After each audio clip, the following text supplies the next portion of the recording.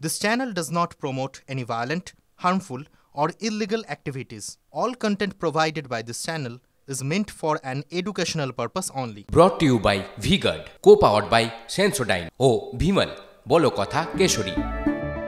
Associate sponsor Ultratech Cement. নমস্কার। আজ এবারে লোকসভার শেষ দফার ভোট শেষ হতে আর কটা ঘন্টা বাকি রয়েছে। কেমন হচ্ছে শেষ দফার ভোট? আমি এক লাইনে বলতে পারি, বাংলা তার রেকর্ড ধরে রাখলো, বাংলার ট্র্যাকে ঢুকলো। ভোট হিংসা, ভোটে রক্তঝরা, ভোটে মারামারির এই ঐতিহ্য বহাল রাখলো বাংলা। কি বলছেন তৃণমূল কংগ্রেসের অত্যন্ত গুরুত্বপূর্ণ নেতা, রাজ্যের শাসক দলের অত্যন্ত গুরুত্বপূর্ণ নেতা অভিষেক ব্যানার্জি? কেমন হচ্ছে আজকের ভোট, শুনুন আগে। উৎসবের মেজাজে ভোট হচ্ছে চারিদিকে, আজকে শেষ দফার ভোট এবং আবহাওয়াও ভালো। গরমটা তুলনামূলকভাবে, বিশেষ করে এই 9টা আসনে যেখানে ভোট রয়েছে, এই 9টা জায়গায় গরমটা তুলনামূলকভাবে কম, ওয়েদারটা কন্ডিউসিভ রয়েছে। তো আমি আশাবাদী মানুষ বিপুল সংখ্যায় বেরোবে এবং নিজেদের ভোটাধিকার দেবে, প্রয়োগ করবে। বিগত 5 বছর ধরে যেভাবে বাংলার প্রতি বঞ্চনা হয়েছে, তার জবাব সাধারণ মানুষ, গরিব খেটে খাওয়া মানুষ যেভাবে বাংলাকে ধারাবাহিকভাবে লাঞ্ছিত, বঞ্চিত, নিপীড়িত করে রাখা হয়েছে, তার প্রতিফলন আগামী 4 তারিখ আপনারা দেখতে পাবেন। অভিষেক বন্দ্যোপাধ্যায় বললেন উৎসবের মেজাজে ভোট হচ্ছে। এবার আমি দেখাবো উৎসবের ছবিটা। দেখুন উৎসবের একটা ছবি। আমার সহকর্মী সুশোভন বেরিয়েছিল ভোট কভার করতে। বাহিনীর কাছে কিভাবে পেটানি খেলো একবার দেখুন। বিনা কারণে সুশোভনকে হেলমেট দিয়ে কিভাবে মারা হচ্ছে দেখুন। সুশোভনের কান থেকে রক্ত বেরোচ্ছিল। এই ঘটনার পর মাথায় হতেই পারে খুব গুরুতর কোনো চোট, তাই কান থেকে রক্ত। এই মুহূর্তে আমি সুশোভনকে আমার সঙ্গে লাইভে দাঁড় করিয়েছি, শুধু ওর থেকে শুনবো বলে কেন এরকম মার ওকে খেতে হলো, কেন্দ্রীয় বাহিনী কেন ওকে মারলো, বাহিনীর দায় দায়িত্বটা কি? ভোট সন্ত্রাস তো হচ্ছে, সেটা ঠেকানোই তো বাহিনীর কাজ, নাকি নিরীহ সাংবাদিককে পেটানো? সুশোভন, অভিজ্ঞানও রয়েছে, আমি অভিজ্ঞানের কাছে যাওয়ার আগে সুশোভন প্রথমেই বলো কেমন আছো, কি হয়েছিল তখন? দেখো, বনহুগলি হাই স্কুলে যখন আমরা পৌঁছাই, আমি এবং আমার চিত্র সাংবাদিক, সেই সময়ে পৌঁছানোর সঙ্গে সঙ্গে হঠাৎ করে দেখা যায় যে সজল ঘোষ, তার যে ইলেকশন এজেন্ট কৌস্তব বাগচি, তিনি যান, তিনি বলেন যে কেন তাদের এজেন্ট বসতে দেওয়া হচ্ছে না। স্বাভাবিকভাবেই সেটা আমরা একবারে ক্যামেরাবন্দি করার চেষ্টা করি। সঙ্গে সঙ্গে বেশ কিছু লোক তারা এসে বলে যে আপনারা কারা, আপনাদের কি পরিচয় রয়েছে। সেখানে রাজ্য পুলিশ মোতায়েন রয়েছে, কেন্দ্রীয় বাহিনী মোতায়েন রয়েছে। হঠাৎ করে কেন্দ্রীয় বাহিনী যারা জওয়ানরা, তারা আমাদের দিকে ধেয়ে আসেন এবং তারপর তারা বলেন যে আপনারা এখানে কেন। এই অবধি ঠিক ছিল। তারপর তারা লাঠি ওচায় এবং লাঠি তুলে কিন্তু রীতিমতো আমার যিনি চিত্র সাংবাদিক বিনোদ সিং এবং আমাকে মারধর শুরু করে। আমি যখন আমার সচিত্র পরিচয়পত্র নির্বাচন কমিশনের সেটা যখন দেখাই, তখন সেটা তারা কোনোভাবে দেখার সুযোগ নেননি, তারা দেখতে চাননি, তারা রীতিমতো মারেন। এবং আমি যখন আমার প্রাণ ভয়ে একটা কোণের দিকে চলে যাই, সেখানে তারা শুধুমাত্র মারেন না, তাদের যে হেলমেট, যেটা তারা নিরাপত্তার স্বার্থে পড়ে, সেই হেলমেট দিয়ে আমাকে মারা হয় এবং তারপর রীতিমতো সেখানে যেন আমাকে মেরে ফেলা হবে এরকম একটা পরিস্থিতি তৈরি হয়। তারপর আমি সেখান থেকে চলে আসি। অর্থাৎ কেন্দ্রীয় বাহিনীর যে মেজাজে আজকে সকালবেলা 6:30 থেকে 7টা, অর্থাৎ নির্বাচন শুরু হওয়ার আগে যেটা দেখা গেল, তা এর আগে এতগুলো ইলেকশন কভার করেও দেখা যায়নি। কার্যত সাংবাদিককে শুধু বাধা নয়, সাংবাদিককে মারধর পর্যন্ত। সুশোভন, এই ছবিটা দেখে সকাল থেকে শিউরে উঠেছিলাম। আমি যে তোমার সঙ্গে কথা বলতে পারছি, বেলা গড়ানোয় তুমি দাঁড়িয়ে আমার সঙ্গে কথা বলতে পারছো, সত্যি এটা অনেকটা বড় পাওয়া। তুমি নিজের খেয়াল রেখো, প্লিজ চেক আপ করিও এক্স্যাক্টলি কেন তোমার কান থেকে রক্ত বেরোচ্ছিল তারপর। Thank you Sushobhan. এরপর একটা ছবি দেখুন। আমার আর এক সহকর্মী, আমি জানি না ওর শারীরিক অবস্থা কবে স্বাভাবিক হবে। এই মুহূর্তে কলকাতায় এক বেসরকারি হসপিটালে ওর অপারেশন চলছে, অত্যন্ত ক্রিটিক্যাল অপারেশন, মস্তিষ্কের খুলিতে অপারেশন হচ্ছে। কারণ এমন মার খেয়েছে আমার এই সহকর্মী বান্টি মুখার্জি। ও কুলতলির কাছে ভোট কভার করতে গিয়েছিল, মাথার স্কালে মানে খুলির মধ্যে প্রায় ইঞ্চি খানেক গর্ত হয়ে যায় মাথার ওপরে একদম। বান্টির ছবি আপনাদের দেখাচ্ছি, মানে ব্লার করতে বাধ্য হয়েছে কারণ এটা দেখে আপনি আটকে উঠবেন। আমরা নিজেরাই বিশ্বাস করতে পারিনি এভাবে কেউ আহত হতে পারে ভোট কভার করতে গিয়ে। বান্টির অপারেশন এখন চলছে শহরের এক বেসরকারি হাসপাতালে। অভিজ্ঞান আমাকে বলতে পারবে, অভিজ্ঞান যে জন্য দাঁড়িয়েছে বান্টির খবর দেওয়ার জন্য। অভিজ্ঞান, প্রথমেই জানতে চাইবো অপারেশন কিরকম এগোচ্ছে, মাঝপথে আমি শুনে বুলেটিনে ঢুকেছি, তুমি আপডেট দেওয়ার কি হয়েছিল যে বান্টি এভাবে জখম হলো?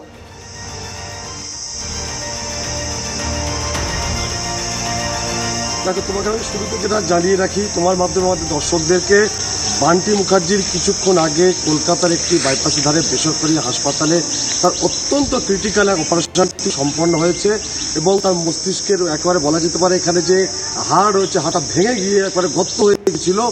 বান্টির অপরাধ, বান্টি চোখে চোখ রেখে বিশেষ করে একেবারে সাহসী ভূমিকায় সে আজকের ক্যানিংয়ের একেবারে ইটখোলা গ্রাম পঞ্চায়েত এলাকা, সেখানে ভোট দিতে পারছিল না, গ্রামবাসীদেরকে ভোট দিতে দেওয়া হচ্ছিল না, এমনই অভিযোগ পেয়ে সেখানে সে কভার করতে গিয়েছিল। এবং সে যখন সেখানে পৌঁছে গিয়েছিল দেখা যায় যে সেখানে কার্যত পুলিশের সামনে দুই তরফে সেখানে প্রবল ইট বৃষ্টি শুরু হয়ে যায়। সেই অবস্থায় নিজের জীবনের ঝুঁকি নিয়ে বান্টি সেখানে ছবি সে তুলছিল ওখানে, এবং সেই ইটের আঘাতে সে গুরুতর আহত হয়েছে এবং তাকে উদ্ধার করার জন্য কোনো প্রশাসনের সাহায্য আমরা প্রথমে পাইনি। অন্য সংবাদ মাধ্যমের প্রতিনিধিরা তাকে রক্তাক্ত অবস্থায় উদ্ধার করে, তারপর সেখানে একটি গ্রামীণ চিকিৎসকের কাছে নিয়ে যাওয়া হয়, তারপর তাকে ক্যানিং মহকুমা হাসপাতালে নিয়ে আসা হয়।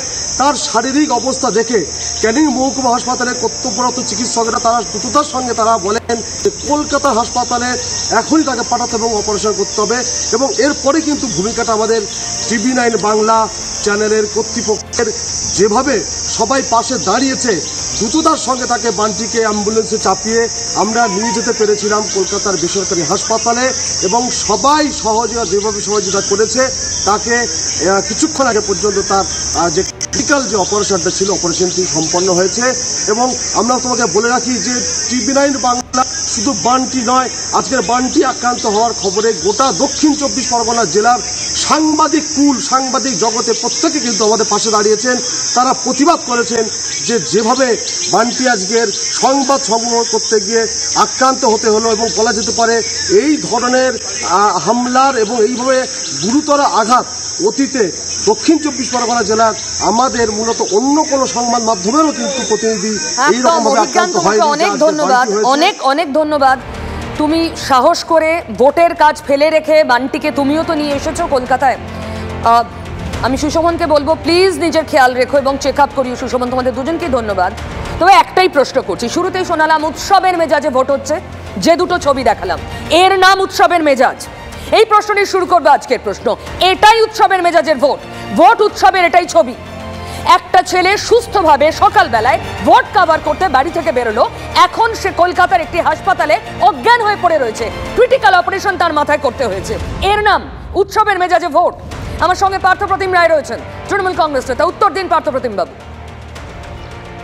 নিশ্চিতভাবে আপনি যে ছবি দুটো দেখেছেন এটা কখনোই কাম্য নয়। যেভাবে সাংবাদিকের উপর হামলা আমরা কেন্দ্রীয় বাহিনীর জওয়ানদের দেখলাম, এবং দুপক্ষের মারামারির মাঝখানে পড়ে আর একজন আপনাদের সংবাদদাতা যেভাবে আহত হয়েছে, এটা কখনোই কাম্য নয়। নিশ্চিতভাবে এই দুটি ঘটনা অত্যন্ত হৃদয় বিদারক। আমি বিশেষ করে বলবো যে যখন রক্ষকই ভক্ষক হয়ে ওঠে, আজকে কেন্দ্রীয় বাহিনী যাদের দ্বারা শান্তিপূর্ণ নির্বাচন হওয়ার কথা, তাদের এ ধরনের আচরণ আমরা বারে বারে লক্ষ্য করতে পারছি। 21-এর বিধানসভা নির্বাচনের শীতলকুচিতে কেন্দ্রীয় বাহিনীর জওয়ানের গুলিতে 4 জনের মৃত্যুর ঘটনার আমরা সাক্ষী। আমরা দেখেছি কেন্দ্রীয় বাহিনীর জওয়ানদের দ্বারা মহিলাদের শ্লীলতা নিহতে এই পরের ভোট পর্বে, এবং এই সর্বশেষ যে ভিডিও ফুটেজ আপনারা দেখালেন অত্যন্ত ন্যক্কারজনক। এটা নিন্দা জানানো ভাষণে নির্বাচন কমিশনের চরম ব্যর্থতা প্রকট হয়েছে। এবং আরেকজন সাংবাদিক যিনি আহত হয়েছেন তিনিও নিশ্চিতভাবে দুপক্ষের মারামারিতে সক্ষম হন এবং গুরুতর, তার দ্রুত সুস্থ কামনা করি। দেখুন, আমরা দর্শকদের ভাষায় প্রশ্ন তুলছি, কেন্দ্রীয় বাহিনীর কাজটা কি? যারা সুশোভনকে হেলমেট দিয়ে পেটালো তারা কিউআরটির লোক, কুইক রেসপন্স টিম। আপৎকালীন পরিস্থিতিতে যাদের গুরু দায়িত্ব পরিস্থিতি সামলানোর, তারা নিরীহ সাংবাদিককে পিটিয়ে দিলেন কিচ্ছু না বিচার করে। এর নাম কি ভোটের কাজ করা? এই প্রশ্নটা তো উত্তর খুঁজতে হবে। ঠিক তেমনই আমার অন্য সহকর্মী বান্টিকে কিন্তু কোনো বাহিনীর জওয়ান মারেনি। বান্টি 2 রাজনৈতিক গোষ্ঠীর সংঘর্ষের মাঝে পড়ে গিয়েছিল। বান্টি সেখানে মার খেয়েছে, রাজনৈতিক গুন্ডাদের হাতে মার খেয়েছে। আর আমি এখানে আমার সহকর্মীদের হয়ে বলছি, TV9 বাংলার হয়ে বলছি, এভাবে কাউকে TV9 বাংলার একজনেরও গলা আটকানো যাবে না। বান্টিরা মার খাবে, আমাদের গলার জোর বাড়বে। অভ্র, দেখুন, যেহেতু তৃণমূলের প্রবক্তা শীতলকুচির কথাটা তুললেন, আমার তো এটাও মনে পড়ে যাচ্ছে যে এই স্পেসিফিক এই প্রবক্তার সঙ্গে আমাদের রাজ্যের মাননীয় মুখ্যমন্ত্রীর অডিও ক্লিপ যেটা ভাইরাল হয়েছিল, যেখানে মুখ্যমন্ত্রী মমতা বন্দ্যোপাধ্যায় বলেছিলেন লাশগুলোকে রেখে দাও, আমরা পরে ওটা নিয়ে যা করার করবো। তো তৃণমূলের এই নোংরা রাজনীতি, ঘৃণ্য রাজনীতি আজকে নতুন নয়, বহুদিন ধরে চলছে। এক মিনিট প্লিজ, একটু দাঁড়ান। চেনাগত থেকে একটু বেরোনোর চেষ্টা করি সপ্তম দফায়, শেষ দিন তো, একটু দাঁড়ান। কিউআরটি লোকরা কি অনুপ্রাণিত মমতা ব্যানার্জির কথা শুনে? কিউআরটি লোকেরা অনুপ্রাণিত, মারলো কেন সুশোভনকে? আমাকে বলতে দেবেন, কি করেছে সুশোভন? আমাকে বলতে দেবেন না। আরে আপনি ঘটনা স্পেসিফিক বলুন, গোল গোল কথা বলে তো লাভ নেই। আমাকে বলতে দিলে তবে তো বলবো, আমাকে যদি বলতে না চান তাহলে অন্যজনই বলুক, আমাকে তাহলে বলতে দিতে দেবেন না। আপনি বলুন, আমি বলবো কিনা তাহলে আমি বলবো। হ্যাঁ বলুন, কিন্তু স্পেসিফিক বলুন। হ্যাঁ, আমি স্পেসিফিকই বলছি, কিন্তু আনইন্টারাপ্টেড বলতে দেওয়ার জন্য অনুরোধ জানাচ্ছি আপনাকে কাইন্ডলি। দেখুন, একটা পরিষ্কার কথা বলি, যেই ঘটনা সুশোভনের সঙ্গে ঘটেছে, ঘটনা চক্রে সুশোভন আমার ডিপার্টমেন্টের জুনিয়র, পূর্ব পরিচিত আমরা। আমিও প্রচন্ডভাবে দুঃখিত এবং কষ্ট পেয়েছি এটাতে। কিন্তু বিষয়টা হচ্ছে, এই ধরনের সামগ্রিক পরিস্থিতি পশ্চিমবাংলায় ক্রিয়েটেড হবে কেন?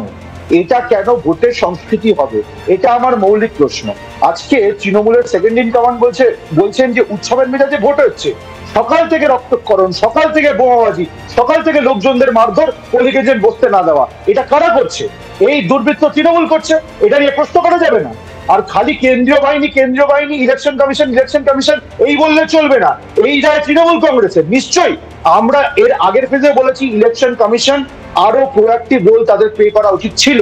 আজকেও তারা যখন দেখেছে বিগত কয়েকটা ফেজে তৃণমূলের এইরকম দুর্বৃত্ত টাইপের একটা এদের রিয়াকশন, তাদের আরো কিন্তু ভালোভাবে পুরোটা ম্যানেজ করা উচিত ছিল। কিন্তু দুঃখের বিষয়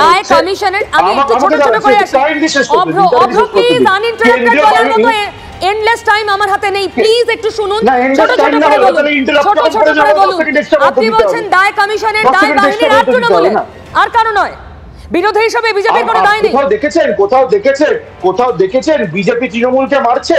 আমরা এই সংস্কৃতিতে বিশ্বাসী নই। তৃণমূল সকাল থেকে পকেটে বোমা নিয়ে বেরিয়ে পড়েছে এই নোংরামিগুলো করবে বলে। আপনি একটা জায়গায় দেখাতে পারবেন না যেখানে বিজেপির লোকজন লাঠি নিয়ে বোমা নিয়ে দৌড়াদৌড়ি করছে। আমি সেই সঙ্গে একটা ছবি দেখাই আমার দর্শকদের, 6টা ছবি একসঙ্গে দেখাবো। যেখানে যেখানে বিজেপির প্রার্থীরা বেরিয়েছেন রাস্তায়, তাদেরকে ঘিরে ধরে বিক্ষোভ দেখাচ্ছে তৃণমূল কংগ্রেস। কেন বাধার মুখে পড়বে বিজেপির প্রার্থীরা?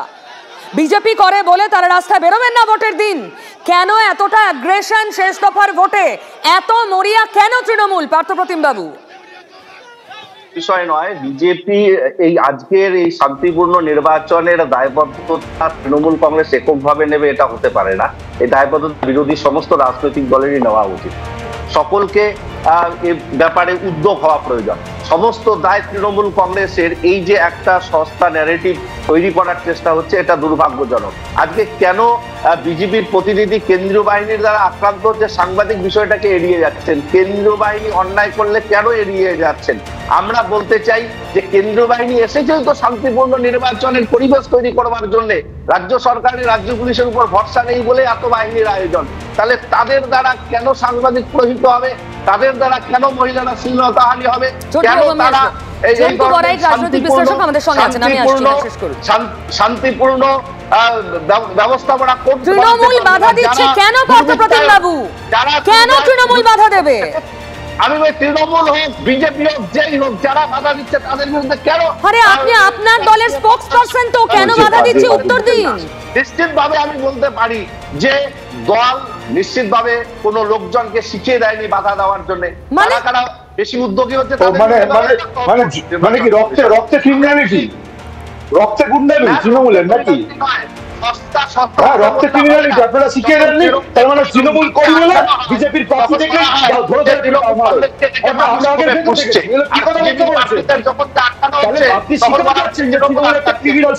আপনারা প্লিজ এই চেনা ক্যাকোফনি থেকে অন্তত আজকের দিনটা দূরে থাকুন।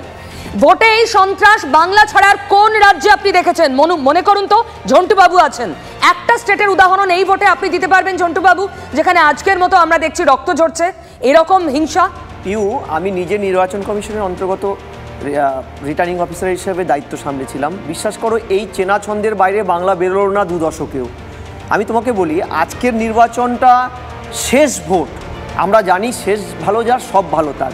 এখানে যে সাংবাদিক বন্ধুটি মার খেলো, আমি জানি না সেটা কি ভুল বোঝাবুঝির জন্য, কিন্তু তারপরে আমি বলছি পার্থবাবু দীর্ঘদিনের সাংসদ ছিলেন, ল মেকার হায়েস্ট, তিনি জানেন 28-এর এ ধারায় 1991 সালে পিপল রিপ্রেজেন্টেটিভ অ্যাক্টে কিন্তু কেন্দ্রীয় বাহিনী তত্ত্বাবধানে থাকে 5 টিয়ার্স এসপি ডিএম এর মাঝখানে। অর্থাৎ আজকে কেন্দ্রীয় বাহিনী যে মারছে এটা কিন্তু কোনো অর্থেই সেন্ট্রালের দায় এটা নয়। Law and order still exist on the state matter. নির্বাচনে একটা ভুল আমাদের ব্যাখ্যা থাকে, কেন্দ্রীয় বাহিনী বুথের ভিতরে থাকবে কিন্তু ফ্রি হ্যান্ড, অর্ডারটা থাকবে ফ্রি হ্যান্ড এই অ্যাক্টে, এবং এই ফ্রি হ্যান্ডটা থাকবে 5 টিয়ার্সে এসপিডিএম এর মাঝখানে। কতটা পাওয়ারফুল সেটা দেখাতে গেলে তো মারার দরকার নেই, সিচুয়েশন কন্ট্রোল করতে হবে। আমি এটাই বলছি, একা একজন সাংবাদিক দাঁড়িয়ে আছে, তাকে চিনতে না পেরে পিটিয়ে দিলাম। পিউ, আমি বাড়ির থেকে জোড়াসাঁকোর থেকে বেরোচ্ছি, নর্থ কলকাতায় জোড়াসাঁকোর ঠাকুরবাড়ির ভিতরে একটা বুথ, আমি বেরোনোর সময় সকালে দেখছি বেশ পিকনিক মুডে এই সেন্ট্রাল ফোর্স পিকনিক মুডে চা খাচ্ছে, কোথাও তাদের অ্যাক্টিভিটি নেই কেন? ফার্স্ট প্রশ্ন। দ্বিতীয়, অবজারভাররা কি পিকনিক করতে চলে গেছে? পার ডে তারা ডিএ পায় 8500 টাকা, এইখানে তারপর স্যালারি আছে। আমি বলছি তাদের এই যে মেশিনারি, ইসিআই যে মেশিনারিজগুলো, কেন্দ্রীয় বাহিনী, অবজারভার, এরা কি এদের কি অ্যাকাউন্টেবিলিটি নেই? যদি অ্যাকাউন্টেবিলিটি না থাকে এই ড্রামা চলবে, এই রক্তক্ষরণ চলবে না। তাহলে যে বিরোধীরা বলে কেন্দ্রীয় বাহিনীতে ভোট হবে, এতদিনের তো দাবি, বাহিনী তো এলো পর্যাপ্ত, তাহলে লাভ কি? ওকে তোমাকে বলছি তো তাদের অ্যাকাউন্টেবিলিটি নেই রাজ্যের ভোটারদের প্রতি। অভ্র এক লাইন না, দেখুন কেন্দ্রীয় বাহিনী তো এসছে, নিশ্চয়ই রাজ্য পুলিশ প্রশাসনের উপর ভরসা নেই, কিন্তু কেন্দ্রীয় বাহিনীকে তাও কিন্তু মোবিলাইজ করার দায়িত্ব হচ্ছে ডিএম এবং এসপি। একদম। এবং সেখান থেকে দাঁড়িয়ে এরা যদিও theoretically under election commission, but practically কিন্তু ডিএম এসপির এই মোবিলাইজ করার কারণে এরা কিন্তু অ্যালাইন থাকছে পুরোপুরি তৃণমূলের প্রতি, মানে কেন্দ্রীয় বাহিনীকে ব্যবহার করতে দিচ্ছে না ডিএম এবং তার মানে লজিক্যালি ঘুরে ফিরে বাহিনী ও তৃণমূলের জন্য ঠুটো হয়ে বসে থাকবে হয়, আর না হলে ওদের হয়ে কাজ করবে, তাহলে বাহিনী করে লাভ কি? Brought to you by V-Guard, co-powered by Sensodyne ও ভিমল, বলো কথা কেশরী। Associate sponsor UltraTech cement.